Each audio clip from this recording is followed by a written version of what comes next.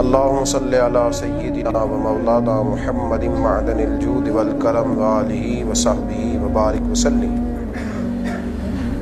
اللہ تبارک و تعالیٰ کی حمد و ثنا اور نبی رحمت صلی اللہ علیہ وسلم کی بارگاہ عالی مرتبت میں ہدیہ درود و سلام عرض کرنے کے بعد رمضان المبارک کی پرکیف، پر نور اور پر بہار ساعتوں میں مومن کی زندگی کے نام سے ایک خوبصورت سلسلہ اصلاح کا آغاز کیا جا رہا ہے،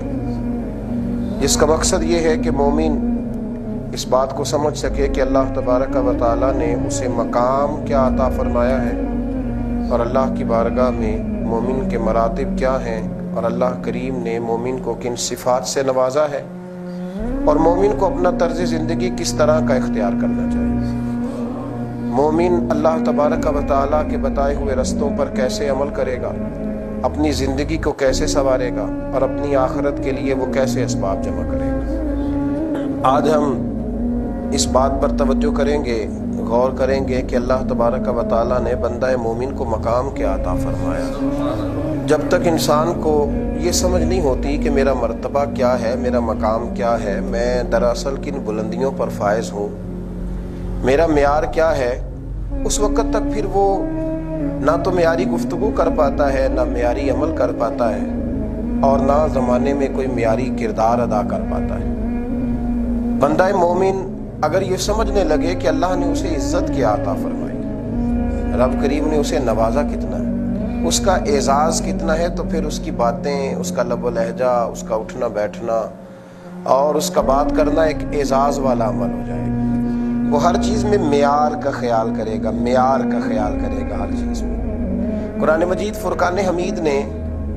نبی کریم صلی اللہ علیہ وسلم کی امت کو بہترین امت قرار دیا۔ فرمایا میرے نبی کریم علیہ السلام کا کلمہ پڑھنے والوں، کنتم خیر امت، تم اپنے آپ کو کبھی بھی کمزور اور چھوٹا محسوس نہ کرنا، تم بہترین امت ہو۔ اخرجت للناس، تمہیں لوگوں کے بھلے کے لیے بنایا گیا، تم بہترین لوگ ہو۔ معیار کو پہچانو، وہ جو کہا گیا نا کہ من عرف نفسہ فقد عرف ربہ، جو یہ پہچان گیا نا کہ میرا مقام کیا ہے، میں کیا ہوں، وہ تو اپنے رب کو پہچان گیا۔ اگر انسان کو یہ پتہ چل جائے کہ میرا دراصل معیار کیا ہے، تو پھر وہ کھانے میں بھی احتیاط کرتا ہے، بولنے میں بھی احتیاط کرتا ہے، پھر وہ سمجھتا ہے کہ میرا سٹیٹس ہے، مجھے اس کے مطابق چلنا چاہیے۔ جو آدمی سمجھتا ہے کہ میں کسی بڑے گھرانے سے ہوں، تو وہ کبھی بھی چھوٹا جملہ نہیں بولتا، چھوٹی حرکت نہیں کرتا، چھوٹی بات نہیں کرتا۔ جو سمجھتا ہے کہ میں پڑھا لکھا ہوں، تو وہ آدمی کبھی بھی معیار علم سے گری ہوئی گفتگو نہیں کرتا۔ جو شخص کہتا ہے کہ میں صاحب عقل و دانش ہوں، تو کبھی بھی وہ بیوقوفوں اور احمقوں جیسا جملہ نہیں بولتا۔ مگر مومن کو سمجھ آ جائے کہ اللہ نے اسے مقام کیا عطا فرمایا ہے، تو پھر یہ مومن ہو کے دائیں بائیں دیکھے یہ ممکن نہیں ہے۔ قرآن مجید فرقان حمید نے کہا ان الذین آمنوا وعملوا الصالحات اولئک هم خیر البریہ، فرمایا بے شک جو ایمان لانے کے بعد اچھے عمل کریں وہ تو ساری مخلوق سے بہتر ہے۔ مومن تیرا درجہ ہے، تجھے اللہ نے مخلوقات پر فضیلت عطا فرمائی، مخلوقات پر اللہ نے تجھے درجہ دیا ہے، تیرا ایک سٹیٹس ہونا چاہیے، تیرا ہر معاملے کے اندر ایک معیار ہونا چاہیے۔ تو سمجھ تو کیا ہے، تو عام اقوام کی طرح نہ بولے گا، نہ کھائے گا، نہ سوئے گا، نہ اٹھے گا، نہ پہنے گا، تیرا معیار ہے۔ آپ ذرا اس بات پر غور تو فرمائیں کہ میرے نبی کریم علیہ الصلوۃ والسلام بیت اللہ شریف کے سامنے کھڑے ہیں، بیت اللہ شریف کے، اللہ کے گھر کے سامنے کھڑے ہیں۔ اللہ کا گھر، وہ گھر جسے پہلے فرشتوں نے بنایا، وہ گھر جسے حضرت آدم نے بنایا، وہ گھر پھر جس کی تعمیر حضرت ابراہیم خلیل اللہ نے فرمائی، حضرت اسماعیل ذبیح اللہ نے فرمائی، وہ گھر جس کو میرے نبی کریم علیہ السلام دیر تک بیٹھ کر دیکھا کرتے تھے۔ جملوں کی ترتیب دیکھیں اور ذرا تولیں اپنے آپ کو، اتنا بلند مقام بھی کسی کو ملتا ہے اور ابھی اس نے عمل کوئی نہیں کیا۔ ابھی نیک ہونا، نمازی ہونا، روزے دار ہونا، حاجی ہونا یہ الگ بات ہے، ابھی تو صرف اس نے میرے رسول کریم کا کلمہ پڑھا ہے، ابھی نسبت مصطفیٰ ملی ہے، ابھی کلمہ پڑھا ہے، حضور بیت اللہ شریف کے سامنے کھڑے ہیں اور کعبے کو دیکھ کر فرماتے ہیں کعبے تیری بڑی شان ہے، تیرا بڑا مقام ہے، پر بندہ مومن کی عزت اللہ کی نظر میں کعبے سے بھی زیادہ ہے۔ مومن اپنا مقام تو سمجھے، یہ کمزور بات کرے گا اگر اس کے پہلوؤں کے اندر کچھ کمزوری آئے گی، اگر اس کے لب و لہجے کے اندر کہیں کوئی ایسے معاملات ہوں گے کہ جو نہ قابل برداشت ہوں اور جن کا سٹیٹس اور معیار چھوٹا ہو، تو اسے سمجھنا چاہیے۔ بھائی ایک نیک باپ جب اپنے بیٹے کو غلط جگہ پہ جاتے ہوئے دیکھتا ہے تو وہ ناپسند کرتا ہے کہ بیٹے تو اپنا معیار دیکھ، ہمارے خاندان کا طریقہ دیکھ، اپنے قبیلے کی بلندی دیکھ، اور تو کہاں گھوم رہا ہے۔ بندہ مومن یہ سمجھتا ہی نہیں کہ اگر اس کی زبان سے جھوٹ نکلے گا تو یہ اس کے معیار کے خلاف ہے، اگر یہ حرام کھائے گا تو اس کے مقام بلندے اور مرتبے کے خلاف ہے، اگر یہ بات اونچی کرے اور جب یہ بکنے لگے تو چند ٹکوں پر بکے گا تو یہ اس کا سٹیٹس نہیں، یہ اس کا معیار نہیں، اس کو دیکھنا چاہیے کہ یہ کیا ہے۔ اقبال کہنے لگے، اے نوجوان مسلم کبھی یہ تدبر بھی کیا تو نے؟ وہ کون سا گردو ہے جس کا ہے تو ایک ٹوٹا ہوا تارا؟ اس نے کہا تجھے پتا ہے تیرا مقام کیا ہے، تجھے خبر ہے تو کیا ہے؟ بندہ مومن تو عام نہیں ہے، تو محمد عربی کا کلمہ پڑھنے والا ہے، تو رسول اللہ کا غلام ہے، تیرا ایک معیار زندگی ہونا چاہیے۔ تو چھوٹی بات کرتا ہے، کمزور بات کرتا ہے۔ میرے نبی کریم صلی اللہ تعالی علیہ وآلہ وسلم نے ارشاد فرمایا، میرے مومن کو تو اللہ نے یہ مقام عطا فرمایا ہے، میرے مومن کو اللہ نے یہ درجہ دیا ہے کہ یہ بھی نیکی کا ارادہ کرتا ہے، رب اسے نیکی کا اجر عطا کر بھی دیتا ہے۔ اور محبوب کریم فرمانے لگے، جب یہ نیکی کر لیتا ہے تو پھر اللہ فرشتوں سے فرماتا ہے، اس نے کی ایک ہے، تم نے لکھنی 10 ہے، اس لیے کہ یہ مصطفیٰ والا ہے، یہ محبوب والا ہے، یہ غلامی والا ہے، یہ کالی زلف والے محبوب کی غلامی اور گدائی کا دعویٰ کرنے والا ہے۔ اس کا ایک معیار ہے، ایک سٹیٹس ہے، ایک بلندی ہے۔ مومن کو یہ جاننا چاہیے کہ دیکھیں نا، مجھے کسی شخص نے کہہ دیا کہ آپ میرے گواہ ہیں، میری جماعت میں ہیں، تو اگر اس آدمی کا کچھ معیار ہے تو میں لوگوں کو بتاؤں گا کہ فلاں عالم نے، صوفی اور درویش نے مجھے کہا ہے کہ آپ میری جماعت کا حصہ، مجھے فلاں بلند پایا آدمی نے کہا ہے کہ میرا اور آپ کے کوئی رشتہ ہے، کوئی تعلق ہے۔ جو حدیث پاک بخاری مسلم سے پڑھنے لگا ہوں، ذرا غور فرمائیے۔ حضرت عمر فاروق رضی اللہ تعالیٰ عنہ فرماتے، میں بھی کھڑا تھا، محبوب کریم علیہ السلام کی بارگاہ میں کچھ اور صحابہ بھی کھڑے تھے، ایک جنازہ گزرا، جنازہ اٹھانے والوں نے انتقال کرنے والے کی تعریف کی تو حضور نے فرمایا واجبات، اس پر واجب ہو گئی۔ تھوڑی دیر کے بعد پھر ایک جنازہ گزرا تو لوگوں نے کہا بڑا برا آدمی تھا، یہ جو انتقال کر گیا ہے یہ شریر تھا، یہ لوگوں کو تکلیف دیتا تھا، بد اخلاق تھا، بوجھ بنتا تھا لوگوں پر۔ حضور نے فرمایا واجب ہو گئی۔ جناب عمر فاروق رضی اللہ تعالیٰ عنہ عرض کرنے لگے، یا رسول اللہ صلی اللہ علیہ وسلم، جو اس نیک تھا اس پر بھی واجب ہو گئی، جسے لوگوں نے برا کہا اس پر بھی واجب ہو گئی، جس کی تعریف کی گئی اس پر بھی واجب ہو گئی، جس کے بارے میں لوگوں نے جملے صحیح نہ کہے اس پر بھی واجب ہو گئی، تو کیا واجب ہو گئی؟ تو نبی کریم علیہ الصلوۃ والسلام نے فرمایا، جسے تم لوگوں نے اچھا کہا تو اس کے لیے میں نے کہہ دیا کہ اس پر جنت واجب ہو گئی، اور جس کو جنازہ اٹھانے والوں نے برا کہا میں نے کہہ دیا کہ اس پر جہنم واجب ہو گئی۔ ایک جملہ کہا یہاں میرے نبی کریم علیہ الصلوۃ والسلام نے، ایک جملہ کہا، فرمایا انتم شہداء اللہ فی الارض، مومنو تم زمین پر اپنے رب کے گواہ ہو، تم اللہ کے گواہ ہو، اللہ کے گواہ۔ یار کمال بات ہے کہ میں اور آپ وہ لوگ ہیں کہ جن کی گواہیوں پر رب فیصلے فرماتا ہے، جن کی گواہیوں پر رب فیصلے فرماتا ہے۔ قرآن مجید کا دوسرا پارہ کھول کر کے دیکھیے گا، صبح قیامت اللہ نبی کریم علیہ السلام کی امت کی گواہیاں پچھلی امت کے حق میں قبول فرمائے گا۔ مومن ہو اور یہ اپنا معیار نہ جانے، اسے خبر ہی نہ ہو کہ میرا مقام کیا ہے۔ انتم شہداء اللہ فی الارض،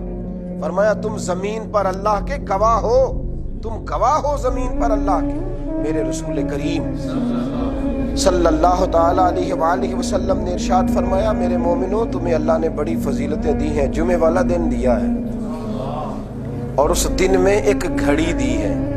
اس گھڑی میں جو دعا بھی کرو گے رب قبول فرما لے گا۔ فرمایا میرے مومنو اللہ نے تمہیں رمضان کا مہینہ دیا ہے، نفل نماز پڑھو گے تو اللہ فرض کے برابر ثواب عطا کرے گا، فرض ادا کرو گے تو اللہ 70 گنا اجر عطا کرے گا، اور محبوب فرمانے لگے اس میں پھر اللہ نے ایک لیلۃ القدر عطا فرمائی ہے، وہ رات ایک ہے پر لیلۃ القدر خیر من الف شہر، رات ایک ہے پر 1000 مہینے سے زیادہ فضیلت رکھتی ہے۔ یہ اعزازات ہیں، اس امت کے یہ درجے ہیں، اللہ نے انہیں عظمتیں عطا فرمائی، انہیں اللہ نے بلندیاں عطا فرمائی۔ ہم باتیں سنتے ہیں پر ان کے معیار تک نہیں جاتے۔ امام راضی نے لکھا ہے کہ امت مسلمہ وہ شان والی امت ہے جن کے تذکرے اللہ نے زبور اور تورات اور انجیل میں بھی بیان فرمائے، یعنی مصطفیٰ کریم کا صدقہ مصطفیٰ کے غلاموں کا ذکر بھی پرانی کتابوں میں آیا ہے۔ حضرت موسیٰ نے جب یہ تذکرے پڑھے تو عرض کرنے لگے اے اللہ یہ امت مجھے نہیں عطا کر دیتا۔ او مومن تیرا درجہ دیکھ، تیرا معیار دیکھ، تو دیکھ تیرے خریداروں میں نام کن کن کے شامل ہیں، تیرے خریداروں میں، تیرے چاہنے والوں میں نام کن کن کے شامل ہیں۔ موسیٰ کلیم عرض کرنے لگے، وہ موسیٰ کلیم جو رب سے باتیں کرے اور قرآن کے ہر پارے میں ان کا تذکرہ ہے۔ فرمایا اے اللہ یہ امت مجھے عطا کر دے، تو رب کریم نے کہا موسیٰ یہ جو شانوں والی امت ہے نا، یہ جو عظمتوں والے، یہ جو مومن ہے جن کا ایک مقام ہے، یہ جن کو میں نے معیار دیا ہے، جن کو میں نے نوازا ہے، انہیں میں اپنے رسول کی غلامی میں دوں گا۔ یہ میں نے حضور کے غلام بنائے ہیں، یہ شان ہے ان کے غلاموں کی، تو پھر سرکار کا عالم کیا ہوگا؟ یہ ان کے غلام میں نے بنائے۔ موسیٰ علیہ السلام نے خواہش عرض کی، کہا اللہ پھر اس شان والے رسول کا مجھے بھی امتی بنا دے، مجھے بھی امتی بنا۔ بھائی تو اپنے معیار کو سمجھ، تو سمجھ تو صحیح تو کیا ہے؟ تو مطلب سمجھتا ہے کہ میرا مطمع نظر یہ ہے کہ روٹی کمانی ہے، بچے پالنے ہیں، بس یہ تھوڑی سی میری شہرت ہو جائے، یہ 4-5 لوگ مجھے جاننے لگے، یہ 5, 10, 15 جگہ پہ میری تصویر چھپنے لگے، یہ تیرا معیار ہے؟ اس کو تو اپنا سٹیٹس سمجھتا ہے۔ دیکھ مدینے کے محبوب علیہ السلام نے کیا ارشاد فرمایا، اور میرے نبی کریم علیہ السلام نے کس کس انداز میں بات ارشاد فرمائی۔ فرمایا مومن کو دنیا میں تو اللہ عزت دے گا ہی، جب قیامت میں میرا مومن آئے گا نا تو میرے محبوب کریم علیہ السلام فرمانے لگے جس جگہ وضو کا پانی لگتا رہا نا، میرے مومنوں کے وجود کے وہ حصے اس طرح چمکیں گے جیسے 14ویں کا چاند چمکتا ہے۔ اور حضور فرمانے لگے قیامت کے دن ان کا معیار یہ ہوگا رب کی بارگاہ میں کہ پل صراط سے گزرتے ہوئے لوگ ڈریں گے، لیکن جب میرے غلام آئیں گے تو یہ تیزی سے گزر جائیں گے۔